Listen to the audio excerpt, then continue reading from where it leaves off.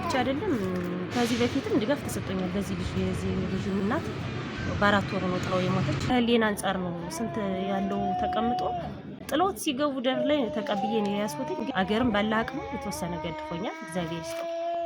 ከዛ በተረፈ ደግሞ መንግስት እኔ ባደረገልኝ አሁን ብቻ አይደለም ከዚህ በፊትም ድጋፍ ተደርጎልኝ አሁን ደግሞ ዳግመኛ ይሄንን ታሳቢ አድርጎ ይሄንን ያህል እኔ ለመናገር ቃላት ያንሰኛል። መንግስት ግን ይሄን ያህል ተጨንቆ እንደዚህ ላደረገኝ እኔ ቃላት ያንሰኛል፣ እውነት ለመናገር ማለት ነው። አንድ ጊዜም ሁለት ጊዜ መናገር ያቅተኛል። እነዚህን በጎች ተቀብዬ ለማጥፋትም አላማውም የለኝም። ለክርስቶስ ብዬ ያስኳቸው ልጆች ናቸው። እንኳን እነዚህን አይደለም ቀርቶ ሽጦ ለማጥፋት እኔ ብችል ከራሴ የሆነ ነገር የብቻ ለማድረግ አቅም ከማቀርብ በስተቀር እንትሟል። ስለዚህ የእነዚህን በጎች ተቀብዬ አደራም አውጥቼ ነገም ያው በቀበሌም ብዙ ያው እንትሟም ስለምትከታተል ችግር የለውም እኔ ያለውን ነገር አሳውቄ ዳር ለማድረስ ልጆችም ለነገ የሚሆን ነገር ያላችሁ እኮ ብዬ ለማለት ፈልጋለሁ። መንግስት ግን ይሄን ያህል በራሱ ተጨንቆ ለማይታወቁ ልጆች የታሉ ተብዬ ተደውሎ ይሄ ሲደረግ እኔ ከምን በላይ መግለጽ ያቅተኛል። እኔን አሙለቀን ደጉ ተሸው ይመጣል። በጣም ደስ ብሎኛል። እናት አባት የሌላቸው ልጆች ስለተረዱ ደስ ብሎኛል። እግዚአብሔር ተባረከልኝና ከፍ ነው የማደርጋቸው። አጠብቃቸዋለሁ፣ አረጋቸዋለሁ። ከብቱም ሆነ በሬም ሆነ ጥጃም ሆነ ለማረጋቸው እሱ ክርስቶስ ባዘዘው ነው። እንግዲህ የዛሬው ፕሮግራማችን እነዚህ በጎች የተገዙበት በሰቆጣ ቃል ኪዳን ፕሮግራም አማካኝነት ነው።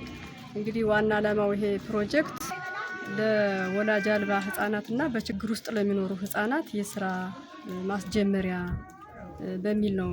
እንግዲህ ህፃናት ከ18 ዓመት በታች ነው ህፃናት ብለን የምንለው። እነዚህ ህፃናት ደግሞ ብዙዎቹ ወላጅ አልባ የሆኑ ህፃናት፣ በችግር ውስጥ የሚኖሩ ህፃናት ብዙዎቹ የስራ ማስጀመሪያ እያጡ ጎዳና ላይ የሚኖሩ አሉ። በችግር ውስጥ ከትምህርት ገበታቸው ተነጥለው የሚኖሩ አሉና ያንን ችግር ለመፍታት ነው እንግዲህ ፕሮግራሙ ታሳቢ አድርጎ እየሰራ ያለውና አሁን ላይ እነዚህ የተገዙ በጎች ለእያንዳንዳቸው ከ13,000 እስከ 15,000 የወጣባቸው ናቸው። በጥቅሉ ወደ 140 ሺህ ብር የፈጀ ወጪ ነው እነዚህ 18 በጎች የተገዙ። እንግዲህ ሲገዙ አገዛዙ በመጀመሪያ ደረጃ 3 ቀበሌዎችን ነው የመረጥነ። ለጀት፣ የሸዎች በቀላሙና አንጎቴ ደገራ ቀበሌዎችን የመረጥ። እነዚህ ቀበሌዎች ላይ ስንመርጥ እንግዲህ ምልመላውን ለማስኬድ መጀመሪያ የቀበሌ ግብርና ባለሙያዎች፣ የጤና ኤክስቴንሽን ባለሙያዎችን ስልጠና ሰጠን ለዚህ ዓላማ በምን መንገድ መመልመል እንዳለባቸው። ከዛ በኋላ ደግሞ የቀበሌ የሀገር ሽማግሌዎችን፣ የሃይማኖት አባቶችን፣ የሴት ልማት ቡድኖችን በድጋሚ ደግሞ አመጣን ስልጠና ሰጠን። ፍትሃዊ በሆነ መንገድ ለተባለለት ዓላማ ይሄ በጀት መዋል ስላለበት እነዚህን አካላት አመጣን ስልጠና ሰጠን።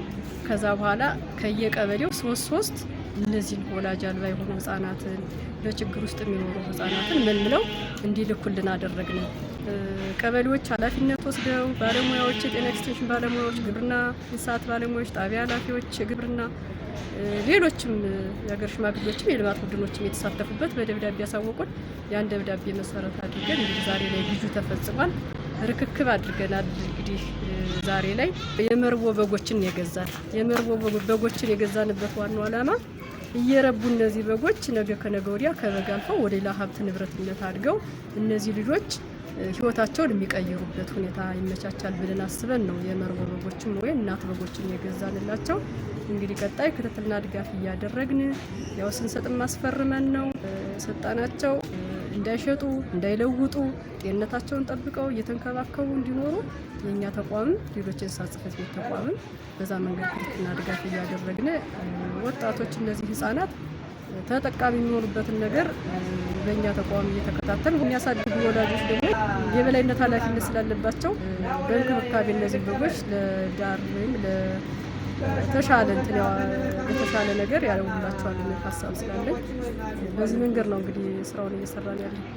የበጀት እጥረትም ስላለ ነው በነገራችን ላይ ሁሉም ቀበሌ ተደራሽ ስለማናደርግ ነው እንጂ በርካታ ወላጅ አልባ ህፃናት በችግር ውስጥ የሚኖሩ ህፃናት ስላሉ ቀጣይነት ፕሮጀክቱን ቀጣይነት ኑሮት ሌላውን ማህበረሰብ እነዚህን ህፃናት የኔ ናቸው ብሎ የስራ ማስጀመሪያ የሊስትሮም ሊሆን ይችላል ሌሎችም የስራ ማስጀመሪያዎችን እየሰጠ ነገ ወዲያ እነዚህ ህፃናት አድገው የሀገር ተረካቢ ስለሚሆኑ ሁሉም ሰው ኃላፊነት ወስዶ እንክብካቤ ቢያደርግላቸው ነገር ነው ያለው።